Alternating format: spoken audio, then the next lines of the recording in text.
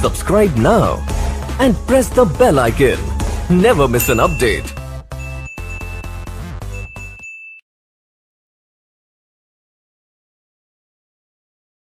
आज के लेक्चर का आगाज करते हैं। सबसे पहले प्रीवियस लेक्चर में से कोई क्वेश्चन पूछना चाहते हो तो पूछ लीजिए। क्वेश्चन नंबर 27 कह रहे हैं आप। ये आई कैप के क्वेश्चन बैंक में भी क्वेश्चन है। क्वेश्चन नंबर 120 कह रहा है green leaf limited a listed company has sent a notice of the forthcoming AGM to the company secretary of Red Rose Limited, which is also a listed company. अच्छा, green leaf limited ने notice भेजा है रोज limited को। क्यों भेजा होगा notice meeting का? क्यों भेजा होगा? क्योंकि वो उसकी मेंबर होगी, शेयर्स खरीदे होंगे। मेंबर भेज कि भैया इस डेट को मीटिंग हो रही है हमारी। Red Rose Limited has recently acquired 100,000 shares in Green leaf Limited. वही बात हमारी साबित हो गई कि उसने कंफर्म भी कर दिया कि शेयर्स एक्वायर किए हैं। And you are required to advise its directors about the following in the light of companies act 2017। वो कह रहा है कि इन दो क्वेश्चंस पे आपने गाइड करना है डायरेक्टर्स को। कह रहा who can represent Red Rose Limited in the annual general meeting of Green leaf Limited. अब रेड रोज लिमिटेड जो है वो शेयर होल्डर मेंबर है। क्या Red Rose Limited itself Green Leaf के एजीएम में पार्टिसिपेट कर सकती है जाके? तो वो कह रहा है कि फिर कैसे पार्टिसिपेशन होगी, कौन रिप्रेजेंट करेगा जी? एनी इंडिविजुअल कैन रिप्रेजेंट, ठीक है, provided is authorised by board of directors of company. ठीक है, कोई भी रिप्रेजेंट कर सकता है क्योंकि चूंकि ये कंपनी एक आर्टिफिशियल पर्सन है, इटसेल्फ पार्टिसिपेट नहीं कर सकती मीटिंग की प्रोसीडिंग्स में। तो ये किसी भी इंडिविजुअल्स को अपॉइंट करेंगे थ्रू बोर्ड रेजोल्यूशन कि वो जाके कंपनी को रिप्रेजेंट करे। Next, what are the essential characteristics of an instrument of proxy to be submitted to Green leaf Limited and what is the deadline for its submission. वो कह रहे हैं अगर इंस्ट्रूमेंट ऑफ प्रॉक्सी सबमिट करवाते हैं हम green leaf limited को, इसके एसेंशियल कैरेक्टरिस्टिक्स क्या होंगे? प्रॉक्सी, इंस्ट्रूमेंट ऑफ प्रॉक्सी के क्या होगा? रिटन फॉर्म में होगा, signed by member or his authorised agent, ठीक है। और फिर उसके बाद टाइम लिमिट भी पूछ रहा है कि हमने 48 hours before start of the meeting submit करवाना है। तो एजीएम का रिटन फॉर्म में होना चाहिए, ये प्रॉक्सी फॉर्म का रिटन फॉर्म में होना जरूरी है, और उसके बाद साइन हो गई ये, ठीक है। और इसमें मेंशन किया जाएगा कि वो किसको अपॉइंट कर रहे हैं एज प्रॉक्सी। जी बिल्कुल, ये इसमें दो क्वेश्चन है ना उसके।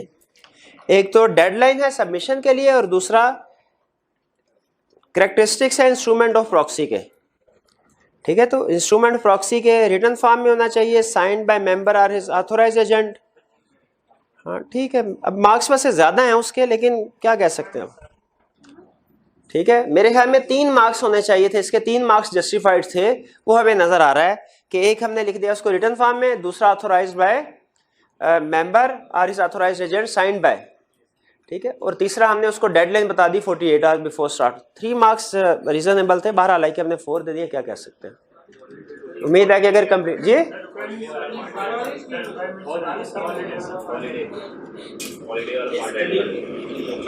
हाँ जी ठीक है, 48 आवर्स बिफोर, ठीक है, एक्सक्लूडिंग हॉलीडेज। जी क्या उन्होंने कहा कि क्या हम प्रॉक्सी के हवाले से बाकी की चीजें भी लिख सकते हैं कि proxy must be a member और a member can appoint only 1 proxy. देखिए क्वेश्चन की रिक्वायरमेंट देखें, वो हमसे सिर्फ रिक्वायर कर रहा है characteristics of instrument of proxy. वो प्रॉक्सी के बारे में सारी रिक्वायरमेंट्स हमसे रिक्वायर नहीं कर रहा, सारे रूल्स हमसे नहीं कह रहा कि रिप्रोड्यूस करके दो। इंस्ट्रूमेंट ऑफ प्रॉक्सी को अंडरलाइन कीजिए, वो characteristics of instrument of proxy. तो हमने जो इंस्ट्रूमेंट ऑफ प्रॉक्सी है इसी के ऊपर डिस्कशन करनी है, इसके अलावा बाकी रूल्स के ऊपर डिस्कशन नहीं करनी, क्योंकि क्वेश्चन की रिक्वायरमेंट में सिर्फ वो इंस्ट्रूमेंट ऑफ प्रॉक्सी की बात कर रहा है। ठीक है। बाकी अगर आप समझते हैं कि मार्क्स कम है तो आप कोई एडिशनल पॉइंट लिखना चाहते हैं प्रॉक्सी का, लिख सकते हैं, लेकिन असूली तौर पे क्वेश्चन की रिक्वायरमेंट में सिर्फ इंस्ट्रूमेंट के हवाले से हमसे चीजें पूछ रहा है जी। क्वेश्चन 25, अच्छा 25 जो है इसके मार्क्स जो है ज्यादा है, इसके मार्क्स को भी डिलीट कर दीजिए। देखिए पहले हुआ करता था, शायद मैंने किसी और प्रोविजन वो जो था 10% वोटिंग पावर डिमांड फॉर पोल, उसमें भी आपको ये बात बताई थी कि कंपनीज ऑर्डिनेंस 1984 जो कंपनीज एक्ट 2017 से पहले एप्लीकेबल था, उसमें प्रोविजंस डिफरेंट थे और कुछ प्रोविजन ज्यादा थी। इसीलिए अगर आप पुराने क्वेश्चन की प्रैक्टिस करते हैं तो उसमें मार्क्स समटाइम ज्यादा होते हैं। ये जो क्वेश्चन 25 है ये भी ऐसा ही है। कंपनीज एक्ट के मुताबिक इसमें जो रिक्वायरमेंट्स हैं वो निस्बतन कम है। कह रहे हैं in the context of the provisions of companies act 2017 state the reason on account of which a company could declare the appointment of a proxy as invalid. वो कहता है मुझे सिचुएशन बताइए कि कब प्रॉक्सी की अपॉइंटमेंट इनवैलिड करार दी जा सकती है। पहले से जब मोर देन वन प्रॉक्सीज को अपॉइंट किया जाए, दूसरा प्रॉक्सी फॉर्म अप्रोप्रिएटली साइन ना हो, तीसरा उसे विद इन 48 आवर्स फाइल किया जाए बिफोर मीटिंग। हालांकि प्रॉक्सी फॉर्म को सबमिट करवाना चाहिए बिफोर 48 आवर्स, ठीक है। तो अगर आपने उसे टाइमली सबमिट नहीं करवाया तो फिर भी उस प्रॉक्सी को वैलिड नहीं माना जाएगा, ठीक है। ये 3 रीजंस हैं, 3 मार्क्स के लिए तो मेरे ख्याल सफिशिएंट है। बाकी चूंकि पुराना क्वेश्चन है कंपनीज ऑर्डिनेंस 1984 के मुताबिक, तो दोनों में रिक्वायरमेंट्स में फर्क की वजह से अब हो सकता है कि मार्क्स जो हैं जस्टिफाइड ना हो पुराने क्वेश्चन के मुताबिक। तो एक्सपेक्टेड है कि अगर आई कैप यही कंसेप्ट अब पूछता है तो कम मार्क्स के साथ पूछेगा, क्योंकि जाहिर है अब उसने कंपनीज एक्ट के मुताबिक क्वेश्चन सेट करना है। ये बात समझ आ गई आप? और कोई क्वेश्चन? जी जी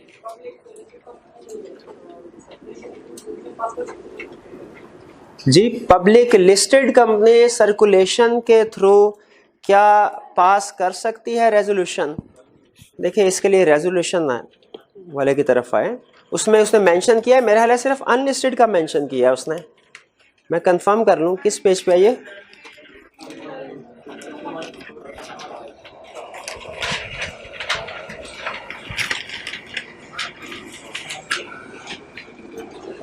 टू में नहीं, वो कह रहा अनलिस्टेड पब्लिक कंपनी है सिर्फ।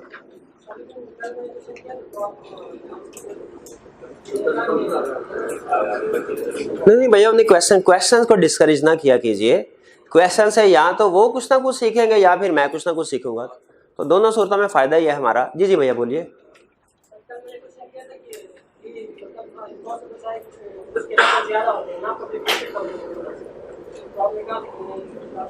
नहीं, आपका क्वेश्चन क्या था? लिस्टेड कंपनी के मेंबर्स ज्यादा होते हैं?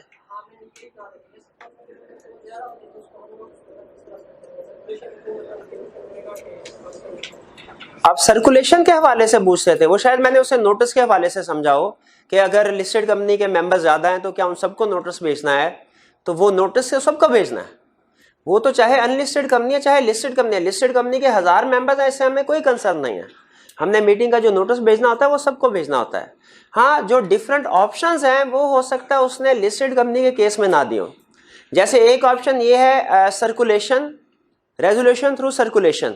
ये कह रहा है अनलिस्टेड कंपनी के केस में तो कर सकते हैं आप, लिस्टेड कंपनी के केस में नहीं कर सकते, क्योंकि उसमें इनकी बात ठीक है कि नंबर ऑफ मेंबर्स बहुत ज्यादा होते हैं। इसी तरह एक और आपने रिक्वायरमेंट पढ़ी होगी कि क्या ईजीएम या स्पेशल रेजोल्यूशन 21 डेज से कम नोटिस पे कंडक्ट की जा सकती है? कोई ईजीएम कंडक्ट की जा सकती है, ठीक है। शर्त क्या है इसकी कि ऑल मेंबर्स जो हैं वो एग्री करें, ठीक है। अब क्या लिस्टेड कंपनी के केस में आप एक्सपेक्ट करते हैं कि सारे के सारे मेंबर्स से एग्री करवा सकेंगे हम? तो ये ऑप्शन उन्होंने ईजीएम को शॉर्टर नोटिस पे कंडक्ट करवाना, ये लिस्टेड कंपनीज के लिए नहीं दी, ये भी अनलिस्टेड कंपनी के लिए ही दिया, ठीक है। तो अगर नोटिस ऑफ जनरल मीटिंग के हवाले से बात करें तो वो तो हमने लिस्टेड कंपनी भी है चाहे तो हर मेंबर को भेजना होता है। लेकिन अगर आप बात करते हैं रेजोल्यूशन थ्रू सर्कुलेशन, वाली ऑप्शन की या ईजीएम के शॉर्टर नोटिस वाली ऑप्शन की, तो ये ऑप्शन सिर्फ और सिर्फ अनलिस्टेड कंपनी के लिए अवेलेबल हैं, क्योंकि लिस्टेड कंपनी के लिए इनमें बहुत ज़्यादा प्रोसेस लेंथी हो जाएगा और मुश्किल हो जाएगा, शायद इस वजह से उन्होंने अलाउ नहीं किया।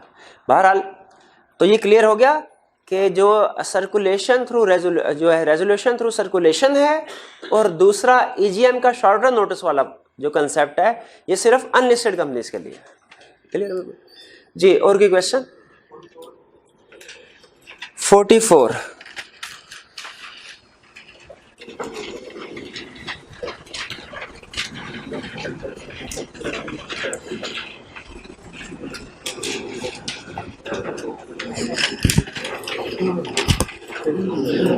44 में कह रहा है briefly explain the exception to the following provisions as specified under the companies act 2017। अच्छा, ये देखिए अक्सर इस स्टाइल के क्वेश्चंस आईकैप सेट करता है लॉ के पेपर में, क्योंकि आपको पता है कि बहुत सी लीगल प्रोविजंस ऐसी होती है जिनकी एक्सेप्शंस है। तो आईकैप क्या करता है, एक जनरल रूल हमें लिख देता है और कहता है इसके एक्सेप्शंस बताओ। ठीक है, तो इस टाइप के क्वेश्चन, अब जाहिर है वो कंसेप्ट तो क्वेश्चन टू क्वेश्चन वेरी करेगा, लेकिन टाइप ऑफ क्वेश्चन ये एक्सपेक्टेड है कि आपसे टेस्ट करेगा। कोई भी लीगल प्रोविजन आपके सामने लिख के कहेगा इसके एक्सेप्शन बताओ। जैसे इस सिचुएशन में क्या कह रहा है, कह रहा है AGM shall in the case of a listed company be held in the town in which the registered office of the company is situated. अब बताइए क्या इसकी कोई एक्सेप्शन है? ठीक है, हाँ बिल्कुल, कि नियरेस्ट सिटी में भी कंडक्ट की जा सकती है। लिस्टेड कंपनी की जो एजीएम है नियरेस्ट सिटी में भी कंडक्ट की जा सकती है। ठीक है, अब अगेन 2 मार्क्स है तो क्या हमें वो इतना लिखने के 2 मार्क्स दे देगा? अब देखिए अगर उसने क्वेश्चन इतना ही सेट किया है तो इसमें जाहिर अपनी तरफ से एडिशन तो नहीं कर सकते। ठीक है, कंसेप्ट इतना ही है। हाँ, अब मार्क्स को देखते हुए अगर आप ज्यादा लिखना चाहते हैं तो फिर वो वीडियो लिंक फैसिलिटी वाली बात कर सकते हैं कि वीडियो लिंक फैसिलिटी भी एक ऑप्शन अवेलेबल है। इसमें भी तो वो उस सिटी में नहीं मौजूद होते मेंबर्स, लेकिन वो मीटिंग में पार्टिसिपेट कर रहे होते हैं। तो मार्क्स के हवाले से नियरेस्ट सिटी वाला पॉइंट भी लिखते हैं और वीडियो लिंक, दोनों पॉइंट कवर कर सकते हैं। ठीक है, लेकिन असल में जो इसका आंसर है वो इन नियरेस्ट सिटी वाला है। जी क्लियर हो गया ये क्वेश्चन 44? और कोई क्वेश्चन? जी एक मिनट है। 32 का बी पॉइंट, कोई बात नहीं दोबारा कर लेते हैं, इसमें क्या टेंशन है। वो कह रहा है कि आप बताइए कंपनीज एक्ट के मुताबिक explain the rights of concern shareholder in the case the company fails to convene the meeting. अगर मीटिंग कंडक्ट नहीं, क्या कह रहा है ऊपर कह रहा है कि शेयर होल्डर्स ने एक्स्ट्रा ऑर्डिनरी जनरल मीटिंग के लिए नोटिस भेजा। अब देखें शेयर होल्डर्स ने रिक्वायरमेंट्स क्या पूरी की होगी भला?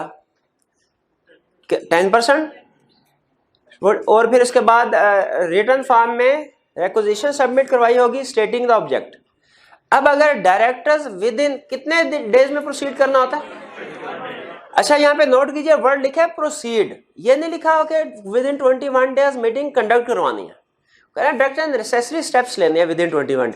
अगर डायरेक्टर्स कोई भी एक्शन नहीं लेते विद इन 21 डेज तो फिर मेंबर खुद से भी मीटिंग कंडक्ट करवा सकते हैं, क्योंकि ज्यादा दिन मेंबर इंतजार नहीं करेंगे। अगर 90 डेज गुजर गए रेक्विजिशन फाइल होने से 90 डेज, तो फिर ये रेक्विजिशन वाइड हो जाएगी। इस रेक्विजिशन की बेस पे फिर मेंबर्स खुद भी मीटिंग नहीं कंडक्ट कर सकते, इसलिए 21 डेज तक वो इंतजार करते हैं। अल्लाह ने कहा 21 डेज तक इंतजार करें। अगर डायरेक्टर नेसेसरी स्टेप्स नहीं लेते तो जो शेयर होल्डर्स हैं वो किसी भी दूसरी जगह पे मीटिंग कंडक्ट कर सकते हैं, और इस मीटिंग में जितनी भी रेजोल्यूशन पास होंगी वो इक्वली वैलिड होगी, बाइंडिंग होगी कंपनीज के ऊपर, उनको फॉलो करना। क्लियर हो गया मेरे भाई? और कोई क्वेश्चन? कोई क्वेश्चन है? जी जी क्वेश्चन नंबर 27 में जो मेंबर है वो आर्टिफिशियल पर्सन है, बिल्कुल ऐसे ही है। बी, अच्छा देखिए एक तो इनका क्वेश्चन ये है, क्वेश्चन नंबर 27 में बात हो रही है आर्टिफिशियल पर्सन की, तो उसने प्रॉक्सी वाला पॉइंट क्यों पूछ लिया?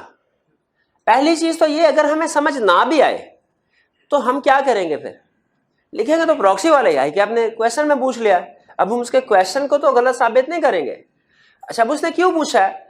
इसलिए पूछा है कि जो रिक्वायरमेंट ए है ये तो स्पेसिफिकली रेड रोज के पॉइंट ऑफ व्यू से है, जो रिक्वायरमेंट बी है इसमें रेड रोज का जिक्र नहीं कर रहा, ठीक है, इसमें किसी दूसरे मेंबर्स के पॉइंट ऑफ व्यू से पूछ रहा होगा, नेचुरल पर्सन के पॉइंट ऑफ व्यू से। देखिए ए में क्लियरली वो जिक्र कर रहा है, ठीक है, कि कौन रिप्रेजेंट करेगा, लेकिन बी में क्या वो ये कह रहा है कि मैं ये आपसे ये पूछ रहा हूं कि रेड रोज कौन सा प्रॉक्सी फॉर्म सबमिट करवाएगा, उसकी कैरेक्टरिस्टिक्स ये नहीं पूछ रहा। तो इसका मतलब ये कुछ दूसरे मेंबर्स के पॉइंट ऑफ व्यू से पूछ रहा होगा कि ग्रीन लीफ लिमिटेड के कुछ दूसरे नेचुरल मेंबर्स भी तो होंगे, ठीक है, वो अगर इंस्ट्रूमेंट ऑफ प्रॉक्सी सबमिट करवाते हैं तो उसकी कैरेक्टरिस्टिक्स क्या होंगी। ठीक है जी, और कोई क्वेश्चन? 33 करते हैं।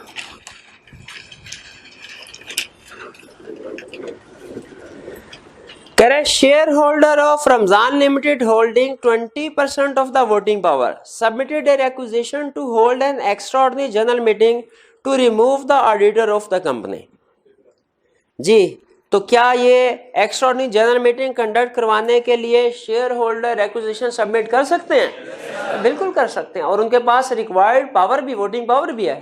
10% रिक्वायर्ड थी, उनके पास 20% है। Company neither call the EOs extraordinary general meeting nor allowed them to hold the meeting at company's registered office. ठीक है, उन्होंने ना तो कॉल की मीटिंग और ना ही रजिस्टर्ड ऑफिस में कंडक्ट करने की इजाजत दी। Said meeting was then held at some other place and resolution for removal of the auditor was passed. ठीक है, वो किसी और जगह में मीटिंग कंडक्ट की और ऑडिटर को रिमूव करने की रेजोल्यूशन पास कर दी। Discuss the validity of the said meeting and resolution pass therein. अब देखिए, पहले तो हम लीगल प्रोविजन लिख देंगे कि अगर डायरेक्टर्स विद इन 21 जो शेयर होल्डर्स है वो एक्स्ट्राऑर्डिनरी जनरल मीटिंग कॉल कर सकते हैं, रिक्वेजिशन सबमिट करवा के मीटिंग में 10% वोटिंग पावर के साथ, और अगर डायरेक्टर इसे प्रोसीड नहीं करते तो मेंबर्स खुद से मीटिंग कंडक्ट करवा लेंगे। इस केस में चूंकि डायरेक्टर्स ने मीटिंग को प्रोसीड नहीं किया, मीटिंग के लिए नेसेसरी स्टेप्स नहीं लिए, तो मेंबर्स ने किसी और जगह पे जो मीटिंग कंडक्ट करवाई है बिल्कुल वैलिड है। इसमें जो डिसीजन किए गए हैं वो लीगली बाइंडिंग है कंपनीज के ऊपर, इनको फॉलो करना। ठीक है, पहले लीगल प्रोविजन लिख देंगे, उसके बाद फिर इस केस का डिसीजन लिख देंगे। ठीक जी, क्लियर होगा? किन्होंने पूछा था क्वेश्चन? जी क्लियर है ये क्वेश्चन? और कोई क्वेश्चन? हाँ, तो ये स्पेशल बिजनेस ही है, removal of auditor. Ordinary business कौन से होते हैं भला? याद है आपको? 6 बिजनेस थे, मैंने आपको याद करवाया। 6 बिजनेस ऑर्डिनरी बिजनेस कौन कौन से?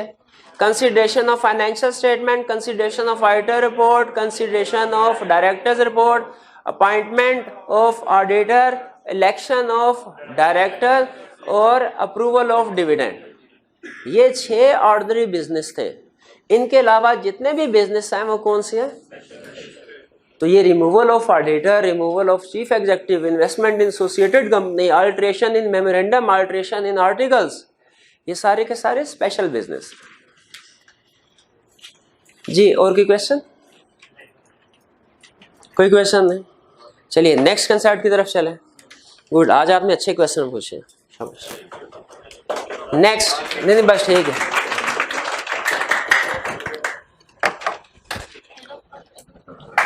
आज हम स्टडी करने जा रहे हैं 2 कंसेप्ट्स, एक नोटिस ऑफ जनरल मीटिंग और एक कोरम ऑफ जनरल मीटिंग।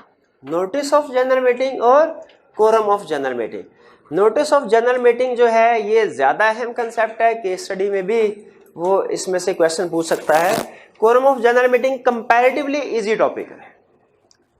तो पहले स्टडी करते हैं हम नोटिस ऑफ जनरल मीटिंग। देखें, जनरल मीटिंग होगी तो क्या इसका कोई इन्फॉर्म किया जाएगा किसी तरीके से शेयर होल्डर्स को, मेंबर्स को कि सर मीटिंग हो रही है?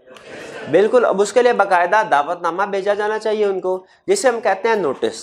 वो इस नोटिस के हवाले से रेलिवेंट प्रोविजंस के, इस नोटिस में इंफॉर्मेशन कौन कौन सी इंक्लूड होगी, नोटिस कब भेजा जाएगा, ठीक है, किस किस को भेजा जाएगा, ये सारी डिस्कशन हमने इस कंसेप्ट में करना है।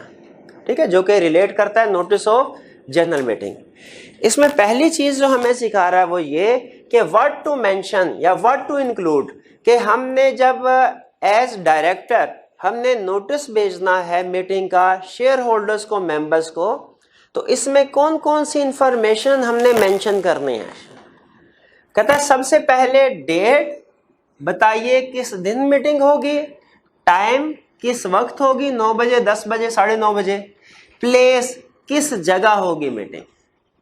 ठीक है, डेट, टाइम एंड प्लेस। जाहिर है पता चले मेंबर्स को कि उन्होंने किस दिन, किस वक्त, किस जगह पे पहुंचना है। फिर कह रहा है बिजनेस, यानी इसमें हम मैटर्स कौन कौन से डिस्कस करेंगे वो मेंशन होने चाहिए। ठीक है, बिजनेस मेंशन होना चाहिए, चाहे ऑर्डिनरी बिजनेस है चाहे स्पेशल बिजनेस है, जो भी आपने डिस्कशन करनी है वो नोटिस में इंक्लूड होना चाहिए। फॉर एग्जांपल अगर एजीएम का नोटिस होगा तो उसमें जो ऑर्डिनरी बिजनेस है वो मेंशन किए जाएंगे। अगर एक्स्ट्राऑर्डिनरी जनरल मीटिंग का नोटिस हम भेज रहे हैं तो इसमें स्पेशल बिजनेस मेंशन किए जाएंगे। याद रखें, अगर लॉ में रूल क्या है, अगर कोई मैटर, कोई बिजनेस आपने नोटिस में इंक्लूड किया है तो आप मीटिंग में उसके ऊपर रेजोल्यूशन पास कर सकते हैं।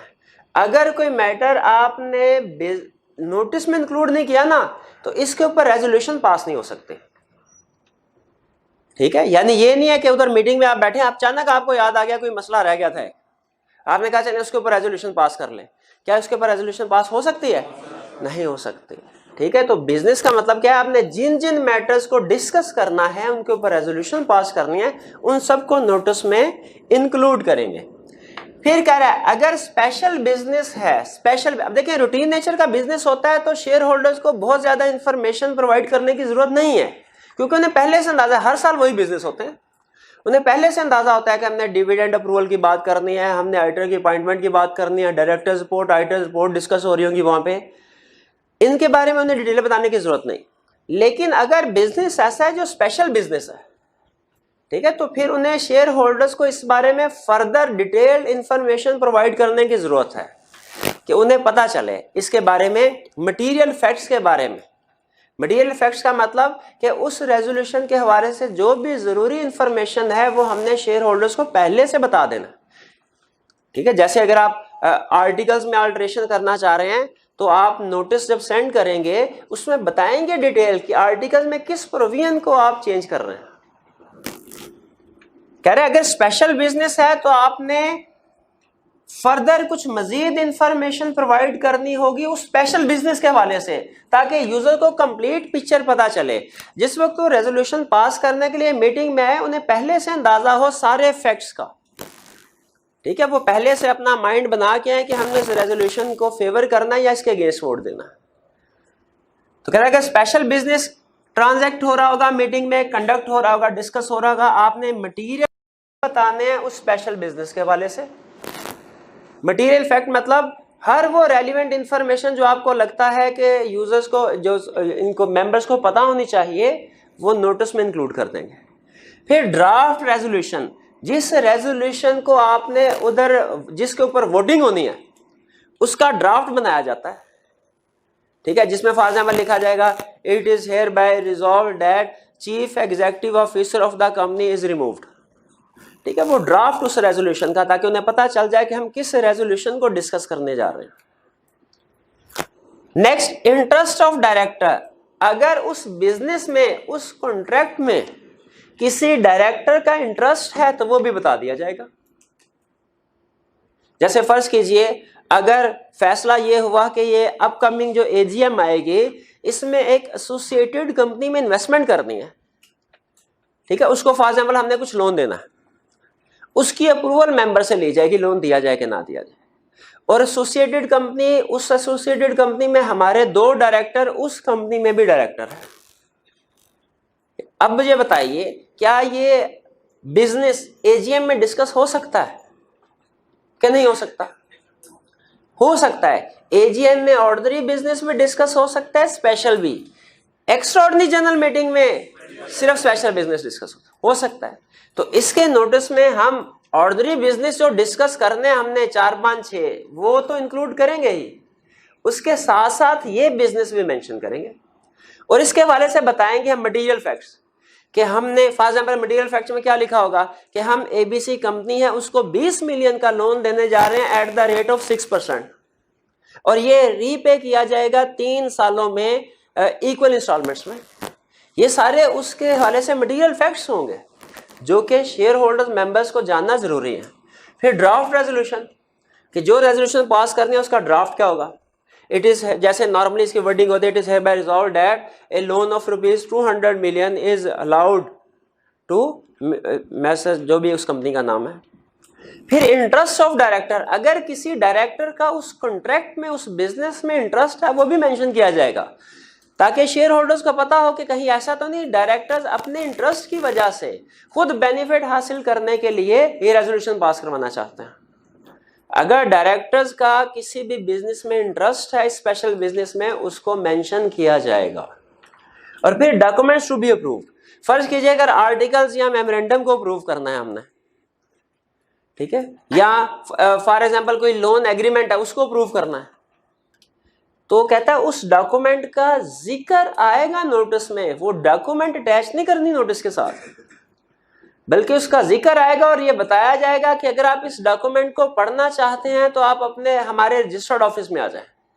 जिस जगह पे वो डॉक्यूमेंट जिसको अप्रूव कर रहे हैं हम, जैसे कोई लोन एग्रीमेंट अप्रूव कर रहे हैं फॉर एग्जांपल, या हम कोई आर्टिकल्स ऑफ एसोसिएशन या मेमोरेंडम ऑफ एसोसिएशन को अप्रूव कर रहे हैं, तो उस डॉक्यूमेंट जिसको अप्रूव करने जा रहे हैं वो नोटिस के साथ नहीं लगती।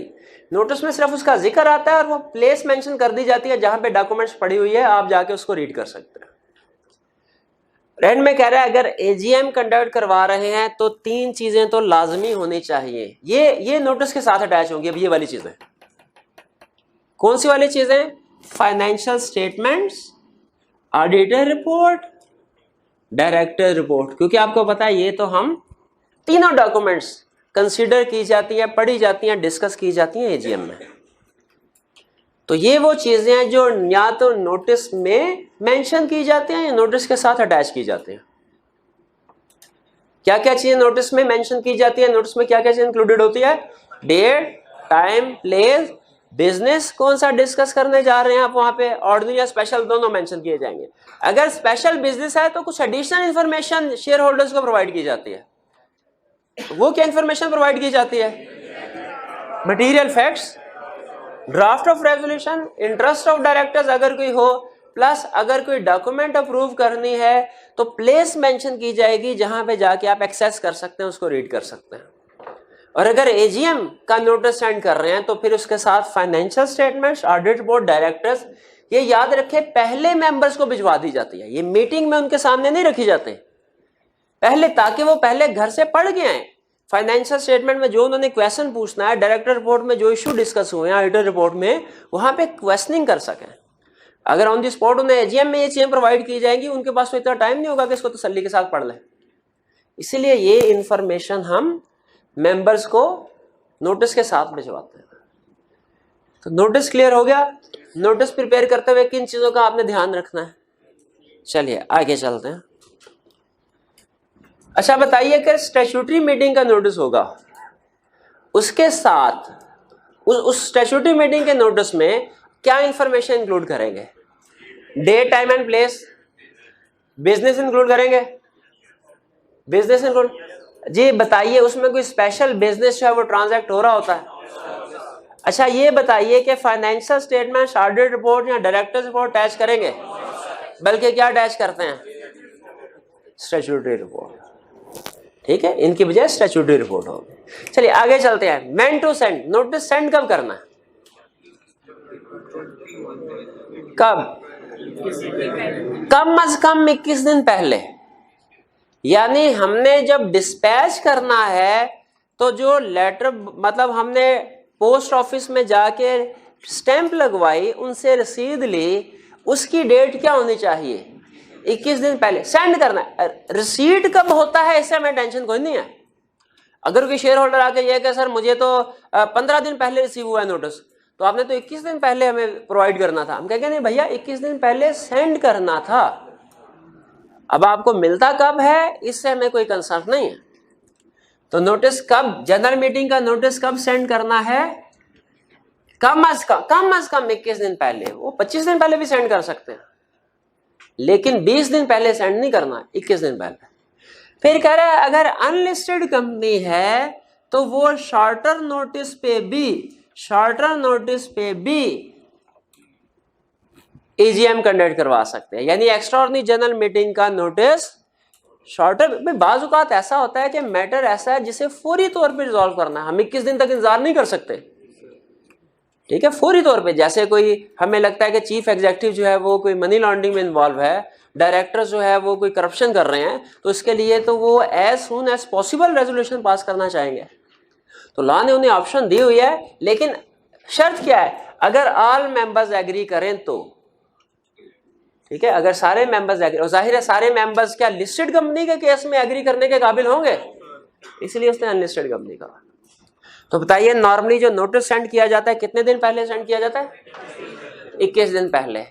लेकिन क्या 21 दिन से शॉर्टर नोटिस भी सेंड किया जा सकता है? किस केस में?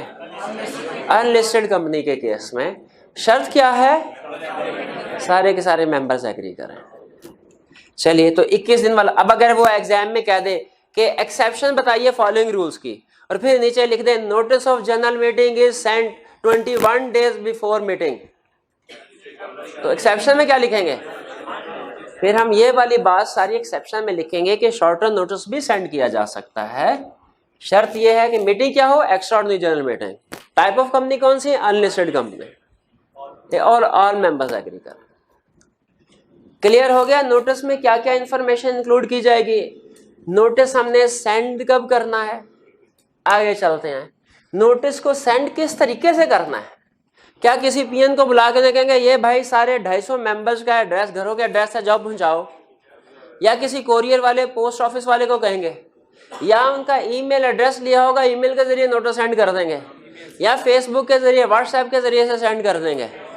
तरीकाकार क्या होगा, ये हम स्टडी करने जा रहे हैं। यही स्टडी कि हमने जो नोटिस बना लिया है, अब मेंबर्स को सेंड करना है, सेंड किस तरीके से किया जाएगा, modes of communication of notice क्या होंगे।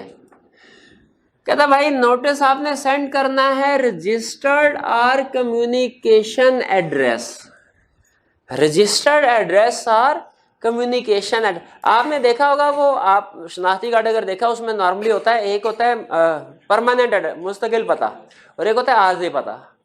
तो ये भी कुछ इसी तरह की बात है, रजिस्टर्ड एड्रेस या कम्युनिकेशन। ये कम्युनिकेशन मतलब आरजी एड्रेस, रजिस्टर्ड का मतलब क्या है? परमानेंट। आई कैप का फॉर्म सबमिट करें, मेरे ख्याल उसमें भी इसी तरह होता है कि एक परमानेंट एड्रेस होता है और एक कम्युनिकेशन के लिए एड्रेस। बिल्कुल एग्जैक्ट उसी तरह कह रहा है, हर मेंबर ने अपना एक रजिस्टर्ड एड्रेस सबमिट करवाते हैं कंपनी को। जिस वक्त वो फॉर्म्स वगैरह शेयर्स के लिए अप्लाई कर रहे होते हैं, उस वक्त अपना रजिस्टर्ड एड्रेस। और फर्ज कीजिए कि वो पाकिस्तान में नहीं रहता शेयर होल्डर, किसी बाहर के मुल्क में रहता है, तो फिर उसने पाकिस्तान में कोई जो एड्रेस हमें लिखवाना होगा जिस पे हम उसे सारे नोटिस सेंड कर सकें, उसे हम कम्युनिकेशन एड्रेस कहेंगे। ठीक है, रजिस्टर्ड एड्रेस। अगर रजिस्टर्ड एड्रेस पाकिस्तान में नहीं है तो फिर क्या, कम्युनिकेशन एड्रेस हमें सेंड कर दे, क्योंकि पाकिस्तान से बाहर अगर कोई रहता है उसको पाकिस्तान से बाहर नोटिस भेजना कंपनी की जिम्मेदारी नहीं है। पाकिस्तान में एड्रेस होगा तो नोटिस सेंड किया जाएगा। तो पहली चीज कह रहा है कि नोटिस किस एड्रेस पे सेंड करने हैं, रजिस्टर्ड एड्रेस या कम्युनिकेशन एड्रेस जिसका पाकिस्तान में होना जरूरी है। फिर कह रहा है नोटिस कैसे पर्सनली भी सेंड किया जा सकता है। पर्सनली का मतलब क्या है, बंदा जाए और उसको दे। लेकिन इस सूरत में कहता है भाई उससे रसीद ले लेना, एक्नॉलेजमेंट ले लेना कि भाई हमने ये नोटिस वसूल पाया, वरना बाद में मुकर जाएगा क्या मैंने तो नोटिस मिला ही नहीं। पर्सनली अगर सेंड, या बाय पोस्ट, पोस्ट के जरिए से भी सेंड कर सकते हैं। अब पोस्ट के जरिए से याद रखें, रजिस्टर्ड पोस्ट के जरिए से सेंड किया जाता है नोटिस।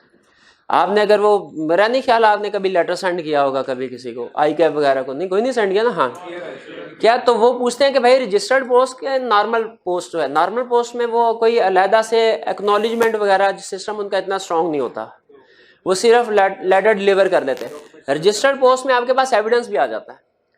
तो कहता है रजिस्टर्ड पोस्ट, या अगर कोरियर के जरिए से भी सेंड करवा सकते हैं, कोरियर वाले भी एक्नॉलेजमेंट लेते हैं।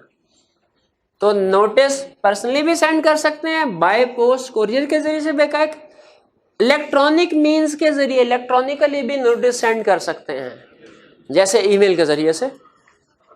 ठीक है, अगर कोई मेंबर ये कहता है कि जी मेरे घर के एड्रेस पे आप सेंड ना कीजिए बल्कि ईमेल के जरिए मुझे सेंड कर दें, वो भी ऑप्शन है इलेक्ट्रॉनिकली। और कहता है फिर इसके बाद जब उसने 3-4 तरीके हमें बता दिए कि पर्सनली भी सेंड कर सकते हैं, पोस्ट ऑफिस के जरिए, कोरियर के जरिए से, इलेक्ट्रॉनिकली सेंड कर सकते हैं, उसने कहा शायद आने वाले दौर में कोई नया तरीकाकार आ जाए। ठीक है, तो इसलिए उसने एंड पे आके ऑप्शन को ओपन रखा। उसने कहा कोई भी स्पेसिफाइड मैनर जो SCCP स्पेसिफाई कर देगा उस तरीके से नोटिस भेज सकते हैं। ठीक, तो ये हमारे तरीके, ये उसने हमें बता दिया नोटिस सेंड कहाँ करना है, किस एड्रेस पे, ये बता दिया सेंड करना कैसे है।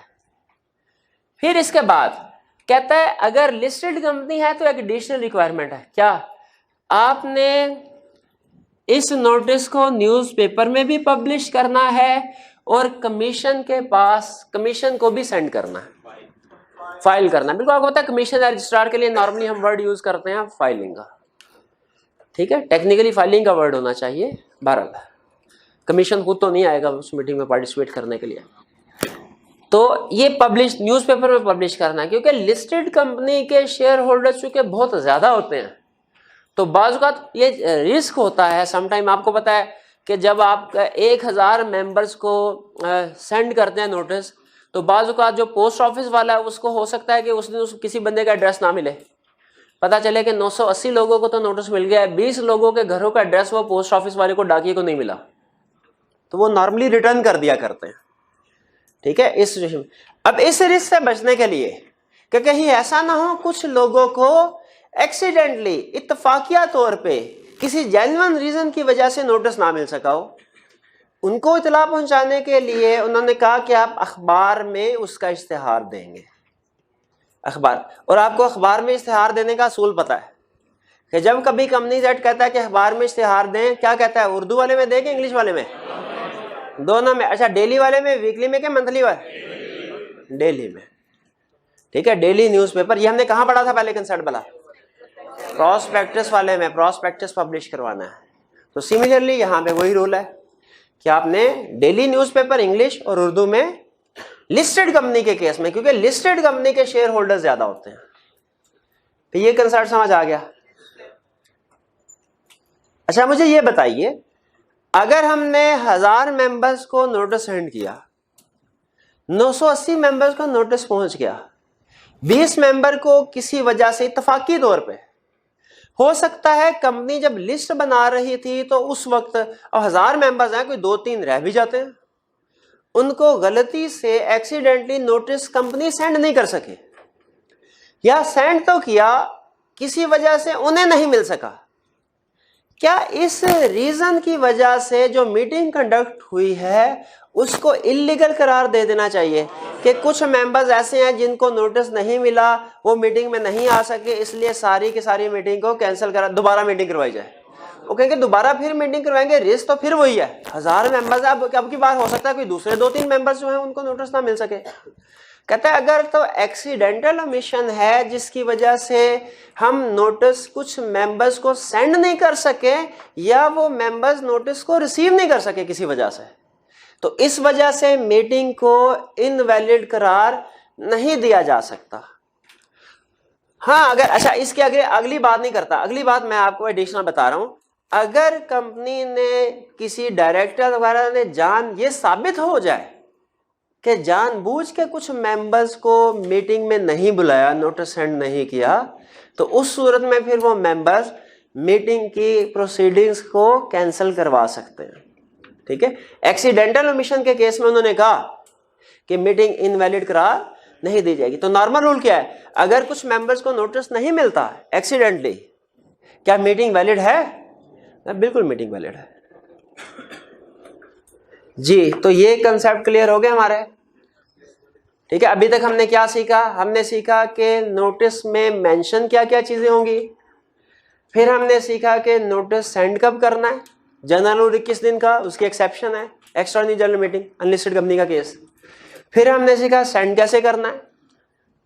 अब स्टडी करते हैं कि सेंड किसको करना है। एक चीज तो अंडरस्टूड है, क्या, हर मेंबर को सेंड कर, चाहे किसी के पास एक शेयर क्यों ना हो, हर मेंबर को सेंड करना है। और किसको, अच्छा अगर कोई किसी मेंबर की डेथ हो जाए, डेथ हो, उस सूरत में नोटिस किसको सेंड करना चाहिए? उसके लीगल रिप्रेजेंटेटिव्स को, अगर कंपनी को पता है, कंपनी को बताया गया है, वरना वो नहीं कर सकते ना, ठीक है, अगर कंपनी को पता ही नहीं है। ये इसी तरह का मिलता जुलता एक कंसेप्ट है मर्केंटाइल लॉ में, उसमें एक टॉपिक आता है निगोशिएबल इंस्ट्रूमेंट। उसमें कहता है एक अकाउंट होल्डर ने चेक इशू किए, उसके बाद उसकी डेथ हो गई, क्या उसके चेक्स की पेमेंट कर देनी चाहिए? लॉ ये कहता है कि उसकी डेथ के बाद पेमेंट नहीं होगी, क्योंकि जिस वक्त उसकी डेथ हुई उसके जितने भी एसेट्स लायबिलिटीज हैं वो मूव कर जाते हैं लीगल रिप्रेजेंटेटिव की तरफ, उसके बाद की पेमेंट नहीं होगी।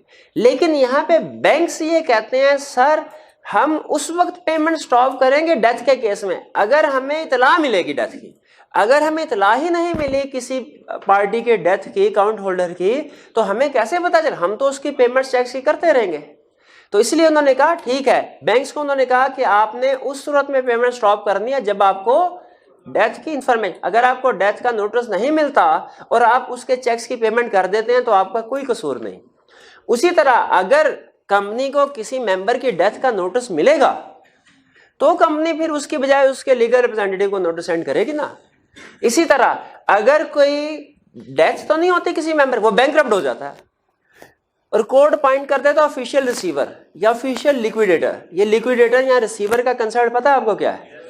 एक कोर्ट की तरफ से बंदा अपॉइंट होता है जो उस बैंकरप्ट पर्सन के सारे एसेट्स को बेच के उसकी लायबिलिटी सेटल करता है जितनी भी हो सके, ठीक है। अगर कोई मेंबर बैंकरप्ट करार दे दिया गया है, अब बताइए शेयर्स का मालिक कौन हुआ? वो मेंबर या कि वो राइट्स जो है सारे ट्रांसफर हो गए लिक्विडेटर को, ऑफिशियल रिसीवर को। तो अगर कोई पर्सन मेंबर की डेथ हो गई तो उसके लीगल रिप्रेजेंटेटिव को नोटिस भेजा जाएगा, शर्त यह है कंपनी को बताओ। और अगर कोई बैंकरप्ट हो गया उसके ऑफिशियल रिसीवर को नोटिस भेजा जाएगा मीटिंग का, शर्त यह है कि कंपनी को पता हो। फिर उसके बाद हर डायरेक्टर को भी नोटिस भेजा जाएगा। अच्छा ये जी बात है, मीटिंग है कौन से? जनरल मीटिंग, शेयर होल्डर्स ही होते। क्या इसमें डायरेक्टर्स पार्टिसिपेट कर सकते हैं? बिल्कुल कर सकते हैं, ठीक है जी। हाँ, वोट एज डायरेक्टर नहीं कर सकते, वोटिंग पर एज मेंबर कर सकते हैं वो, और हर डायरेक्टर। और याद रखें जनरल मीटिंग का जो चेयरमैन होता है ना, बेसिकली जो मीटिंग को लीड करता है, वो एक डायरेक्टर ही होता है, वो डायरेक्टर का चेयरमैन होता है। फिर ऑडिटर, क्या ऑडिटर कंपनी का जो ऑडिटर है उसका भी मीटिंग में प्रेजेंट होना जरूरी है? उसको नोटिस भेजा जाता है, उसको भी क्या आप आइए, उसका भी राइट है। क्लियर होगी यहां तक बात? चलिए तो क्विक सी रिवीजन कर लें 2 मिनट में। नहीं रिवीजन कर लेते हैं, अभी टाइम है हमारे पास। या तो रीडिंग कर लीजिए या रिवीजन। रीडिंग करनी है आपने, चलिए कितने स्टूडेंट का ख्याल है कि रीडिंग कर लें? हाथ उठाइए जरा, वोटिंग करते हैं, अभी रेजोल्यूशन पास करते हैं। और कितने स्टूडेंट का ख्याल है कि रिवीजन कर लें? चलिए रिवीजन कर लेते हैं। स्टडी क्या करने जा रहे हैं हम आज के लेक्चर में? स्टडी करने जा रहे हैं नोटिस ऑफ जनरल मीटिंग, कि जो जनरल मीटिंग कंडक्ट होगी इसका नोटिस प्रिपेयर किया जाएगा, मेंबर्स को सेंड किया जाएगा, इसके बारे में लीगल रिक्वायरमेंट्स क्या है, रूल्स क्या है। तो उसने हमें बताया 4 हिस्सों में उसने इन रूल्स को क्लासिफाई किया है। सबसे पहला कह रहे पहला कंसेप्ट ये नोटिस के हवाले से कि नोटिस में, नोटिस ऑफ द मीटिंग जो होगा जनरल मीटिंग का, उसमें क्या क्या चीजें मेंशन करेंगे आप। कहता है date of meeting, time of meeting, place of meeting, ये चीजें मेंशन करेंगे, पता चले किस दिन किस जगह पे किस वक्त मीटिंग हो रही है। बिजनेस कौन सा, ऑर्डनरी या बिजनेस, जो भी डिस्कस करना है उधर वो दोनों इंक्लूड करेंगे हम। अगर स्पेशल बिजनेस है तो मेंबर्स को एडिशनल इंफॉर्मेशन प्रोवाइड करनी है। वो एडिशनल इंफॉर्मेशन में क्या बताएंगे स्पेशल बिजनेस के हवाले से? मटेरियल फैक्ट्स उसके हवाले से क्या है, जैसे लोन एग्रीमेंट की एग्जांपल दी मैंने आपको, ड्राफ्ट रेजोल्यूशन के रेजोल्यूशन क्या वहां पे अप्रूव होगी। इंटरेस्ट ऑफ डायरेक्टर, अगर किसी भी डायरेक्टर का उसमें इंटरेस्ट है, किसी तरीके से इन्वॉल्वमेंट है उस बिजनेस में, तो वो भी मेंबर्स को बतानी है, उन्हें पता हो कि हमारे इस डिसीजन से डायरेक्टर्स को फायदा पहुंच रहा है। डॉक्यूमेंटेशन टू बी अप्रूव्ड, अगर किसी भी डॉक्यूमेंट को अप्रूव करना है जैसे articles of association, memorandum of association, तो फिर ये बताएंगे कि वो डॉक्यूमेंट किस जगह पे पड़ी हुई है ताकि मेंबर जाके उसको इंस्पेक्ट कर ले। उसे हमने नोटिस के साथ अटैच नहीं करना। तो नोटिस के साथ किन डॉक्यूमेंट्स को अटैच करना है? ये अगर तो स्टैट्यूटरी मीटिंग है तो स्टैट्यूटरी रिपोर्ट को अटैच करेंगे, अगर एजीएम है तो फिर फाइनेंशियल स्टेटमेंट्स, ऑडिट और डायरेक्टर रिपोर्ट को अटैच करें, क्योंकि आपको पता है ये चीजें लाजमी एजीएम में डिस्कस होती हैं। ऑर्डिनरी बिजनेस जो है हर एजीएम में डिस्कस होता है। तो ये तो एक कंसेप्ट हो गया कि वो कौन कौन सी इंफॉर्मेशन है जो नोटिस में इंक्लूडेड होती है या डॉक्यूमेंट्स जो कि नोटिस के साथ अटैच की जाती हैं। अब नेक्स्ट कंसेप्ट हमारा कि हमने जो नोटिस सेंड करना है तो कब सेंड करना है। कहता है नॉर्मल रूल है 21 दिन पहले, जनरल मीटिंग कंडक्ट होने से 21 दिन पहले। इसका मतलब है स्टैट्यूटरी मीटिंग के लिए भी 21 दिन है, एजीएम के लिए भी 21 दिन है और ईजीएम के लिए भी 21 दिन है। लेकिन कहता है अनलिस्टेड कंपनी के केस में अगर सारे के सारे मेंबर्स एग्री करें तो फिर शॉर्टर नोटिस पे भी ईजीएम कंडक्ट करवाई जा सकती है। लेकिन unlisted company all members agree करें और शॉर्टर नोटिस पे करवाई जा सकती है। फिर कहता है नोटिस सेंड कैसे करेंगे। कहता है नोटिस जो है वो रजिस्टर्ड ऑफिस या कम्युनिकेशन एड्रेस दिया जो मेंबर्स ने दिया उस पर सेंड करेंगे, पर्सनली भी सेंड कर सकते हैं, by post, normally by post जो है वो सेंड की जाती है।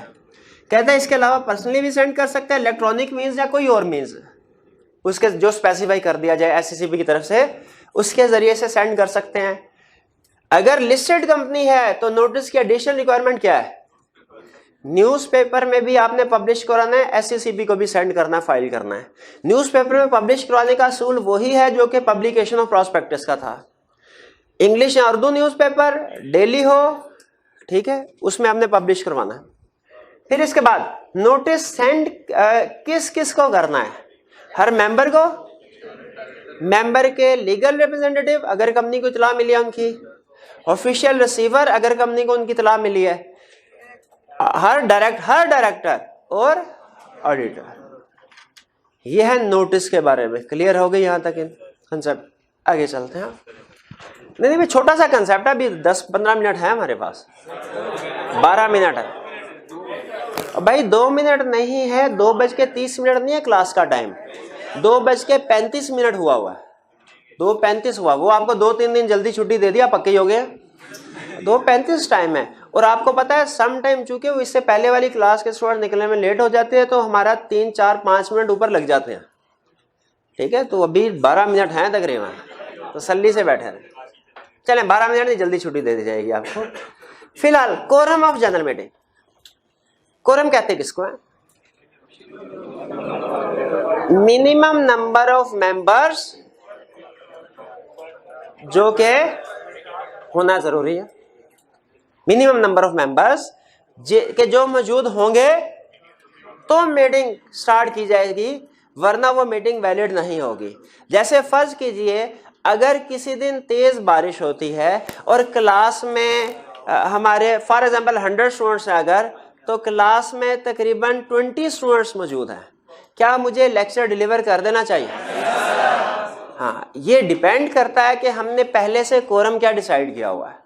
अगर हमने कोरम डिसाइड किया हुआ है जी 10 स्टूडेंट्स, तो इसका मतलब है अगर 10 स्टूडेंट भी आ गए तो लेक्चर डिलीवर कर दिया जाएगा। हाँ, लेकिन अगर 10 का नंबर डिसाइड किया है, स्टूडेंट आए 6 और मैंने लेक्चर डिलीवर कर दिया, तो याद रखें लीगली वो डिलीवर्ड लेक्चर नहीं माना जाएगा, नेक्स्ट डे में मुझे दोबारा डिलीवर करना होगा वही लेक्चर।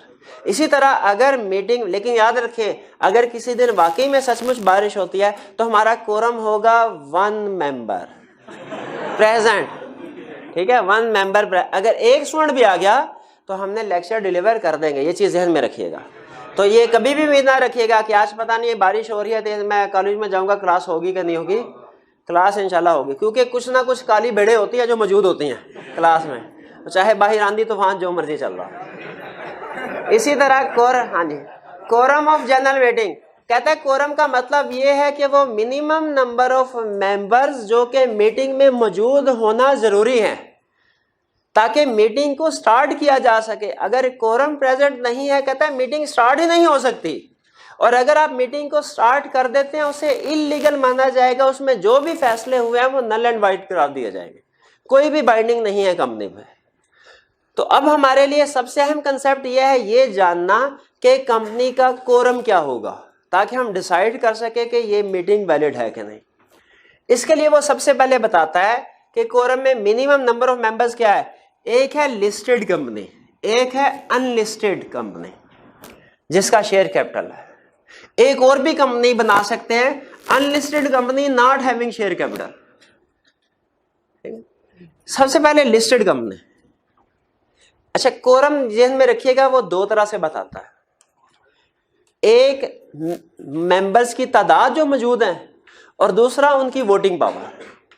वो सिर्फ ये नहीं कहता कि 10 मेंबर मौजूद हो, 15 मेंबर, 20 मेंबर मौजूद हो, ये नहीं कहता। वो मेंबर्स की तादाद भी बताएगा और उनके पास जितनी वोटिंग पावर होनी चाहिए वो भी बताएगा। यानी कोरम दो तरह से है, प्रेजेंट कितने हैं लोग प्लस वोटिंग पावर कितने हैं।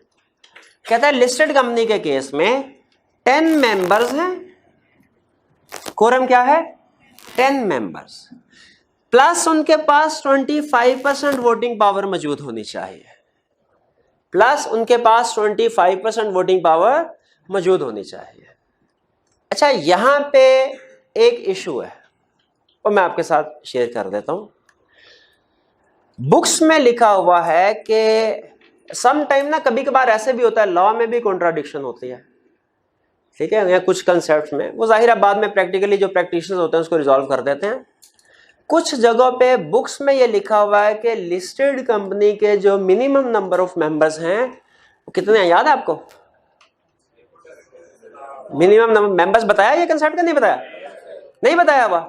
चल डायरेक्टर्स, अच्छा डायरेक्टर्स बताया हुआ है। चलो चलो अच्छी बात है। तो आपने जहन में कंसेप्ट ये बना लीजिए कि मिनिमम नंबर ऑफ मेंबर्स है 10 लिस्टेड कंपनी के केस में। मिनिमम नंबर ऑफ मेंबर्स कितने हैं? क्योंकि कोरम 10 है, इसका मतलब है 10 कम से कम लोग मौजूद होंगे तो फिर मीटिंग स्टार्ट हो सकेगी। प्लस वोटिंग पावर कितनी होनी चाहिए? 25%। अच्छा, अब इसमें याद रखने और समझने वाली बात, अगर 12 मेंबर्स हैं, हर एक के पास 2% शेयर्स हैं, बताइए मीटिंग हो सकती है कि नहीं? ठीक है, क्योंकि दोनों कंडीशन पूरी होनी चाहिए, नंबर ऑफ मेंबर्स भी, वोटिंग पावर। ये बात समझ आ गई? अगली बात सुने, जब नंबर ऑफ मेंबर्स काउंट करने हैं, प्रॉक्सी को काउंट नहीं करना। नंबर ऑफ मेंबर्स काउंट करने हैं तो प्रॉक्सी को काउंट नहीं करना। प्रॉक्सी मौजूद होने, अब देखें आप मेंबर है, आपको किसी ने प्रॉक्सी बाइंड कर लिया, अब जब गिनती हो रही होगी आपको एक गिना जाएगा कि दो? तो नंबर्स काउंट करते हुए प्रॉक्सी को काउंट, लेकिन वोटिंग पावर काउंट करते हुए प्रॉक्सी को काउंट करना। ये बात समझ आई? नंबर काउंट करते हुए प्रॉक्सी को काउंट नहीं करना, क्योंकि वहां पे मौजूद ही नहीं है। लॉ कहता है 10 मेंबर्स प्रेजेंट। प्रेजेंट का वर्ड मैंने यहां पे नहीं लिखा, लेकिन लॉ क्या कहता है 10 मेंबर प्रेजेंट, वो बुक में लिखा हुआ है प्रेजेंट होंगे जो, प्लस उनके पास कितनी वोटिंग पावर होनी चाहिए? 25% voting power. Voting power calculate करते हुए प्रॉक्सी को, अब देखें 10 मेंबर्स हैं, हर एक के पास 2% शेयर्स हैं, और एक बंदा जो है प्रॉक्सी को रिप्रेजेंट कर रहा है, 2% उसके भी हैं। अब बताइए कोरम पूरा हो गया कि नहीं? 10 मेंबर फिजिकली प्रेजेंट है, प्लस उनकी अपनी वोटिंग पावर 24% है, 2% एक प्रॉक्सी की वजह से भी है। तो वोटिंग पावर में प्रॉक्सी काउंट करेंगे? बिल्कुल करेंगे। ये कंसेप्ट ज़हन में रखना है आपने कि कोरम का क्राइटेरिया दिया हुआ है दो तरह से, एक नंबर ऑफ मेंबर्स कितने मौजूद होंगे और दूसरा उनके पास वोटिंग पावर्स कितनी होगी। मेंबर्स काउंट करते हुए प्रॉक्सी को इंक्लूड, और वोटिंग पावर काउंट करते हुए प्रॉक्सी को इंक्लूड। ये बात समझ आ गई? आखिरी क्वेश्चन आपसे पूछूं इसके हवाले से। एक हमने कंसर्न पर था वीडियो लिंक फैसिलिटी। कराची में मीटिंग हो रही है, लाहौर में वीडियो लिंक फैसिलिटी दी गई। लाहौर में जो मेंबर मौजूद हैं काउंट किए जाएंगे कि नहीं? बिल्कुल, वो इधर भी किए जाएंगे। वो ऐसे समझा जाएगा जैसे मीटिंग में मौजूद है, वो प्रॉक्सी नहीं है, वो प्रेजेंट है। ये क्लियर हो गया? ये कोरम हमें किसने बताया? कंपनीज एक्ट ने। ये कोरम हमें किसने बताया? बात सही की आपने, मैंने उसे स्पेसिफाई कर दिया। कोरम क्या होना चाहिए? प्रॉक्सी नॉन मेंबर जी, हाँ प्रॉक्सी अगर नॉन मेंबर है तो भी उसकी वोटिंग पावर काउंट की जाएगी, यहां पे काउंट नहीं किया जाएगा। नहीं, फिर भी काउंट नहीं होगा, नहीं तो उसकी वोटिंग पावर, क्योंकि उसकी वोटिंग पावर तो आई हुई है ना, वो खुद नहीं आया, उसकी वोटिंग पावर तो मौजूद है, वोटिंग पावर काउंट की जाएगी। अनलिस्टेड कंपनी के केस में सारे कंसेप्ट सिमिलर, बस वो कहता है मिनिमम नंबर ऑफ मेंबर्स जो हैं वो 2, कोरम में 2, वोटिंग पावर वही 25%, वही रूल 2 मेंबर्स काउंट करते हुए हमने प्रेजेंट, प्रॉक्सी को इंक्लूड नहीं करना, वोटिंग पावर करते हुए करना। बाकी जो तीसरी company unlisted company not having share capital, उसका कहता है जो भी आर्टिकल्स में लिख दिया जाए। अहम कंसेप्ट सुनो, कोरम पता चल गया आपको।